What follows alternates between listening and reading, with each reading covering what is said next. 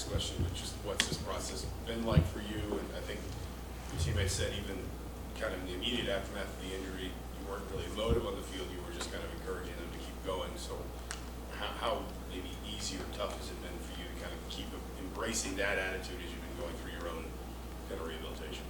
Yeah, that's a good question. I always see football as it's a tough man's game. If you play it long enough, you're gonna get hurt.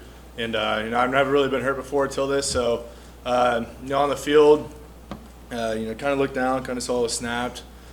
Probably knew it wasn't great, but if you're on the football field, you gotta be tough about it. So they popped it back in on the field, got the air cast, all that jazz, and then I got up onto the little cart thing, whatever we call those, and then I looked to my right, and then every single one of my teammates was there. So it was a really important game for us at the time. We were just coming off our loss to Ohio State, and I knew we needed to get back on track for UConn. So I just kept telling them keep going, keep fighting, and don't worry about me. It's my leg. I'm not gonna die or anything like that. And then once I got into the training room during the UConn game, I just pretty much asked them, is this a career-ending injury? Because I looked down, obviously wasn't very good. And they said, no, not really. It's going to be like a 4 to 5 month thing. So once I knew that, it's about all I could control is just my attitude every day and doing what I can to help my team. Jim, then Jeff.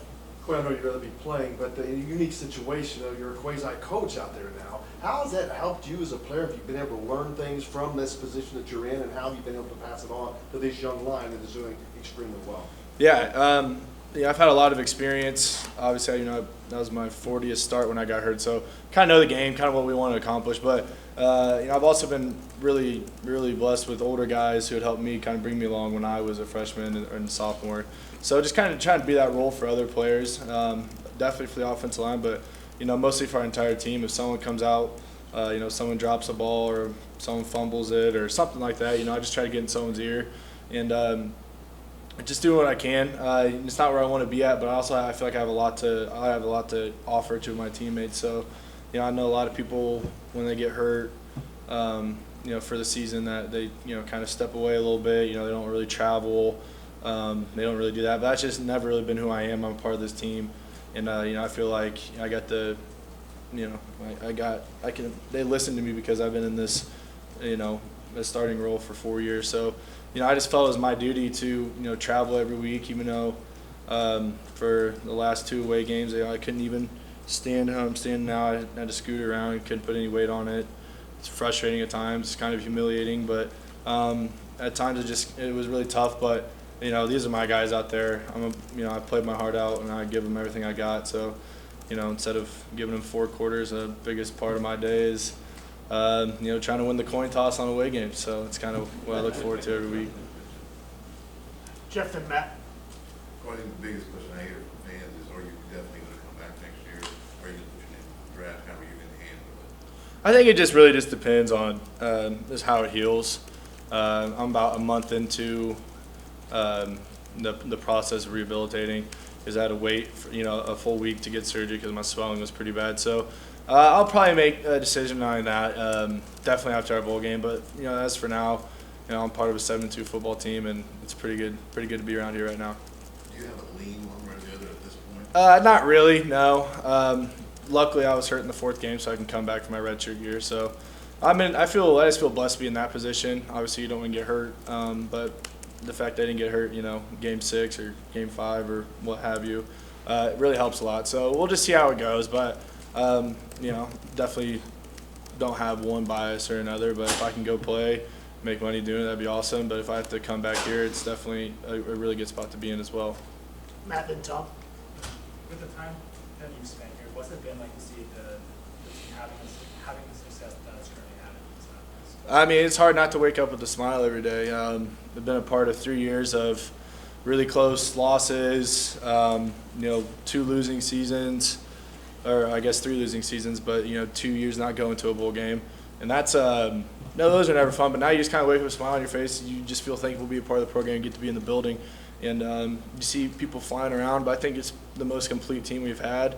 We've been able to rally around injuries or what have you not, and those sort of things. But, we feel really confident on both sides of the ball. So just be in the building every day for me is a blessing. Obviously, I would love to be playing. I'd do anything to play, but you just got to be, thankful for what you got. Tom and Taylor. Coy, can you talk a little bit about some of the specifics of what you've been doing with Matt and how you feel when you see him out there being successful doing the things you talked about? Yeah, so Tuesdays and Thursdays, I don't really get to go out to practice because I have to lift and rehab, but the Tuesdays and Thursdays are my lifting days. So I go to every meeting in the morning, so I go for about an hour and a half of meetings. Then I'll go get my rehab in, and my rehab takes anywhere from 45 minutes to an hour and a half, depending on what I have to do that day. And then after I'm done with rehab on Tuesdays and Thursdays, I have to lift.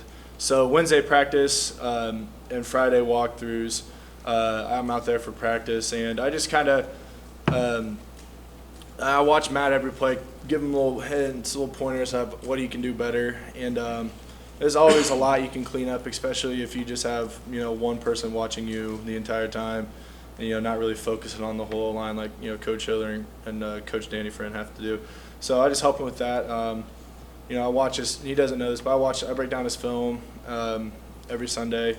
I go in there and watch it. I just look for little things he can clean up.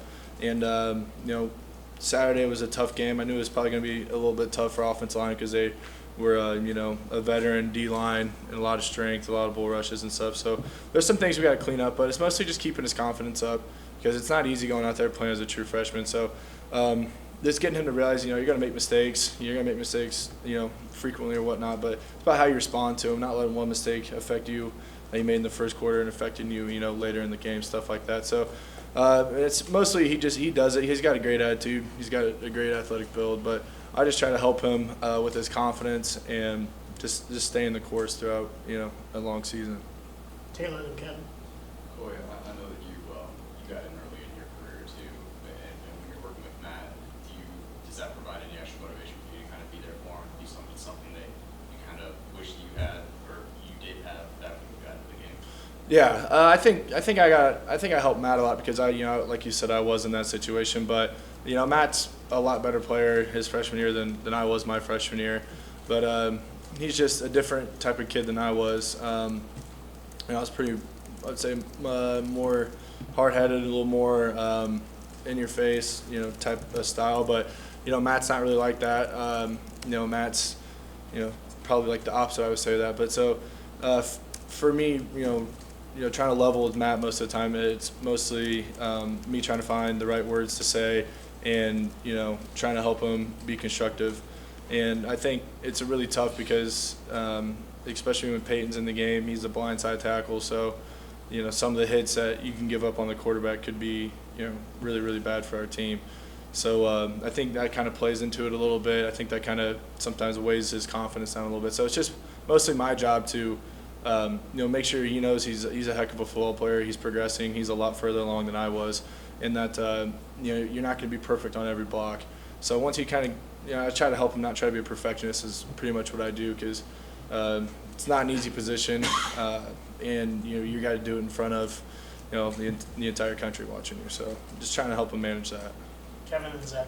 The offensive line, I think they've given up the fewest sacks in the Big Ten. How pleased are you to see them excelling without you and seeing maybe guys like Hunter and Simon kind of step up from the leadership skill? Yeah, I thought we're gonna have a really good offensive line coming into this year. With or without me. Obviously, I picture it with me, but I think the thing I've been happiest about is Coach DeBoer. I mean, I tell him every day. I think he's a rock star. I think he calls the right plays. I think he gets us in the best positions. We switched up our protections a little bit when I got out because it's not really fair to ask a true freshman to be on an island for 4 quarters against elite pass rush defenses. So the way Coach DeBoer's been able to scheme things up, and then Matt accelerating his play, and then obviously Caleb Jones, first-year starter. I've been extremely happy with him. Just his attitude, the way he approaches the game. Then Simon and Hunter, you kind of knew what you're going to have there. Stalwarts of this offensive line. They play extremely hard, tough, physical guys. So you knew you were going to get there. We've had years with them. And obviously they've been playing great. Caleb Jones really stepped up. And then Harry Kreider, I thought Harry's playing really, really good football. I think he's a strong, tough kid. So, him and Caleb kind of had to prove something to prove. And they've proved it, tenfold. And, now it's, Matt's playing really well for a freshman, and not really for a freshman. I think he's just playing well in general. But I think the success story is the way our offensive coordinator is calling our plays and getting us in the right position to win football games. Zach and John? You talk about lifting and rehab. I mean, what is kind of your daily routine at this point between what you can do physically and then what you're having to do as you progress, kind of your ankle? I know you talked about getting off the cart. We saw your crutches on Saturday. You're walking in. Yeah. So, I've been working a lot on like the up and down movements, not too much anything side to side. So I was on my scooter, which I do not like my scooter that much anymore. And that was a long 6 weeks on a scooter, waiting for surgery, doing surgery, then non-weight bearing. Then last week I met with the surgeon, Dr. Porter, and he wanted me to start using my crutches, as needed. So first 4 days, the as needed kind of turned into, all right, like I feel pretty good on it. Let's try to ramp it up a little bit. So today I've been on the boot only routine, and that is only when I'm supposed to be at the stadium. But and hopefully this week I progress to being able to get like into the water and do like pool workouts and be able to like walk, like full weight bearing but in water. And then I'm supposed to get this brace that it's essentially like the boot, but allows me to move my leg more up and down. And that way I can start driving. I've not been able to drive my truck, which I am a really big fan of. So that's been the second hardest part of being not able to play, is not being able to drive. So hopefully Wednesday that brace comes in and my life will be, pretty much back to normal. Last one for John.